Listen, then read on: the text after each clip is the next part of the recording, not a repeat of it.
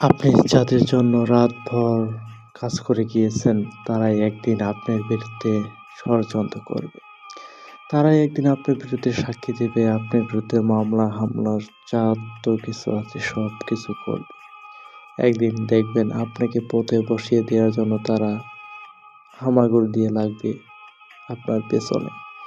যখনই দেখবেন আপনি একটু সফল হতে যাচ্ছেন, তখনই আপনার পাশে থাকা লোকগুলার মাথায় যেন শয়তানের চাপে দেয়।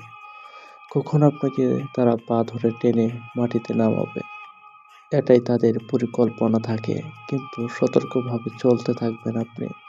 আর হ্যাঁ, আরেকটা কথা, যখন আপনার পরিবারের লোকগুলাই আপনার ভালো দেখতে চায় না, তখন তো প্রতিবেশীর আর কথাই আসে না।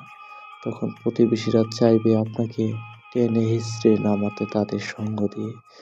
আর কিছু কিছু পরিবারে আপন লোকজন থাকে যারা অনেক ষড়যন্ত্র করবে আপনার বিরুদ্ধে, আপনার পিছে লেগেই থাকবে দিনভর রাতভর। তারা আপনাকে খেতে দিবে না, কাজ করতে দিবে না, শান্তি দিবে না, মানসিক শান্তি দিবে না। আপনাকে চাপে রাখবে যেন আপনি মানসিক রোগী, ভারসাম্যহীন হয়ে যান।